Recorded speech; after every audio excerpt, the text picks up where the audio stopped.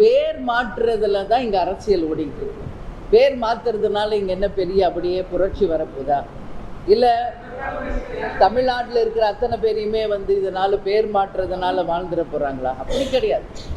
எல்லாமே இங்கே ஒரு அரசியலாக தான் இருக்குதே ஒழிய பேர் மாற்றத்தினால மட்டும் என்ன இங்கே பெரிய மாற்றம் வரப்போகுது?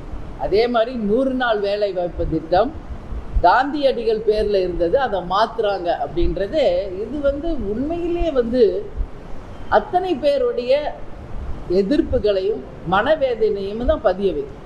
ஏன்னா காந்தியடிகள் யார்? இந்தியாவின் தந்தை, சுதந்திரத்திற்காக போராடியவர்.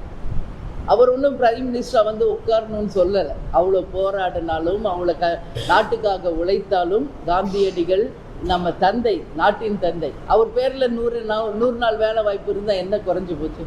ஏன் அதை மாற்ற வேண்டிய அவசியம் என்ன? இதை நிச்சயமாக மத்திய அரசு பரிசீலனை செய்ய வேண்டும்.